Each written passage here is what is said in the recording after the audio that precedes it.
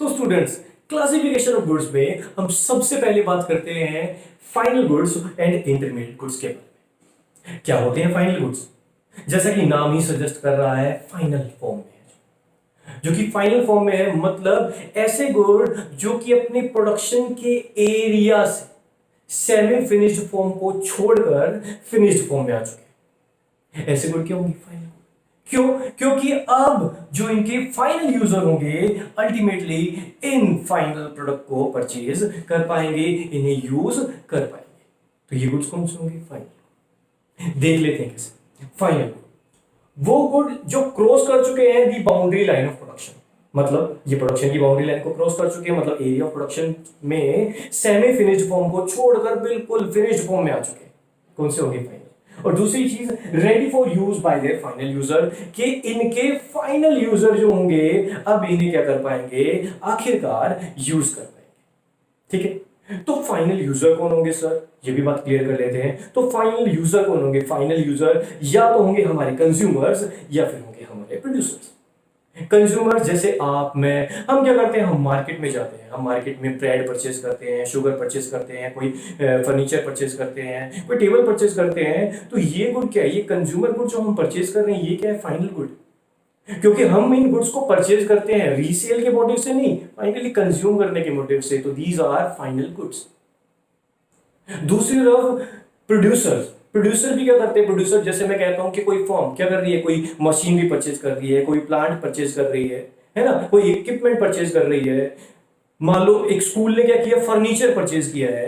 तो एक बात बताओ, स्कूल क्या फर्नीचर में डील करता है? नहीं ना। तो स्कूल ने जो फर्नीचर परचेज किया है वो क्या है? वो क्या है? एक फाइनल गुड है। ठीक है, तो जो उसके ऊपर खर्चा किया गया है, जो प्रोड्यूसर ने इन्वेस्टमेंट की है इन चीजों को खरीदने पर, याद रखना बच्चों, उसे कहते हैं इन्वेस्टमेंट एक्सपेंडिचर। और इसी तरह से कंज्यूमर ने जो उस फाइनल गुड को कंज्यूम करने पर जो खर्चा किया था, उसे कहते हैं फाइनल कंजप्शन एक्सपेंडिचर। तो बच्चों ये भी याद रखना कि इन पर किए जाने वाले एक्सपेंडिचर क्या कहलाते हैं? अगर कंज्यूमर ने फाइनल गुड को परचेज करने पर खर्चा किया, that is called final consumption expenditure. और अगर प्रोड्यूसर ने ऐसी फाइनल गुड को परचेज करने पर खर्चा किया, तो उसे कहते हैं हम इन्वेस्टमेंट एक्सपेंडिचर। तो आगे बात कर लेते हैं इंटरमीडिएट गुड के बारे में। इंटरमीडिएट गुड बिल्कुल फाइनल गुड के अपोजिट चलती है। जैसे फाइनल गुड ने प्रोडक्शन की बाउंड्री लाइन को क्रॉस कर लिया था, फिनिश्ड फॉर्म में आ गए थे, लेकिन ये अभी फिनिश्ड फॉर्म में नहीं है। मतलब these are with in the boundary line of production, मतलब अभी भी ये प्रोडक्शन की बाउंड्री लाइन में है, मतलब सेमी फिनिश्ड फॉर्म में। तो ऐसी फॉर्म में क्या होगा? ये फाइनल यूज के लिए होंगे? नहीं। तो नॉट रेडी फॉर यूज, ये यूज के लिए रेडी नहीं है। तो इन गुड्स का होगा क्या? अगर ये गुड्स रेडी नहीं यूज के लिए, तो इन गुड्स का होगा क्या?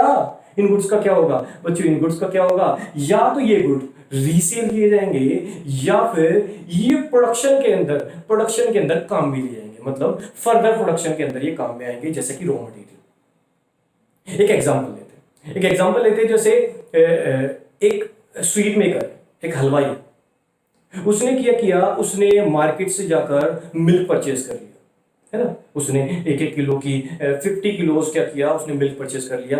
अब क्या होगा? वो स्वीट मेकर क्या करेगा? उसे कंज्यूम तो करेगा नहीं ना, उसे पी तो जाएगा नहीं, है ना। तो मतलब वो फाइनल गुड तो है नहीं, लेकिन वो क्या करने वाला है? या तो उस मिल्क को अपनी शॉप पर लाकर क्या करने वाला है? रीसेल करने वाला है, या फिर वो उस मिल्क को as a raw material use करके उससे स्वीट्स बनाने वाला है ना। तो दैट इज कॉल्ड इंटरमीडिएट। अगर वो उसे रीसेल के काम में लेता है या फिर उसे फर्दर प्रोडक्शन के काम में लेता है, तो वो क्या है? एक इंटरमीडिएट गुड है। इसी तरह से बात करता हूं, कोई मैन्युफैक्चरिंग यूनिट है, जैसे मान लो कि एक क्लोथ मैन्युफैक्चरिंग, एक टेक्सटाइल इंडस्ट्री है, उसने क्या किया? कॉटन परचेज किया।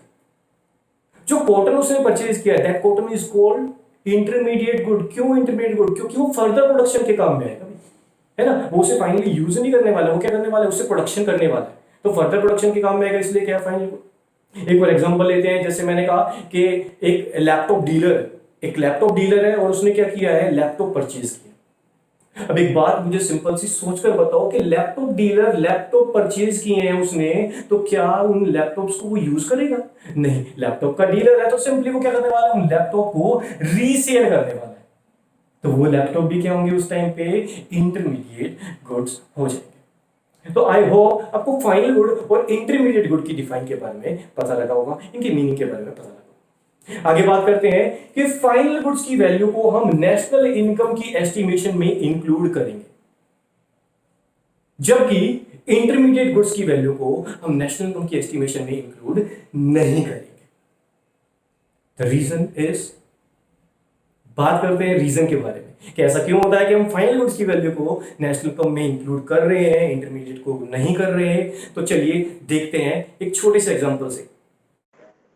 For complete topic-wise solution of all subjects of syllabus of all boards, CBSE, ICSE, and state boards, for preparation of all competitive exams, please visit www.preducate.in.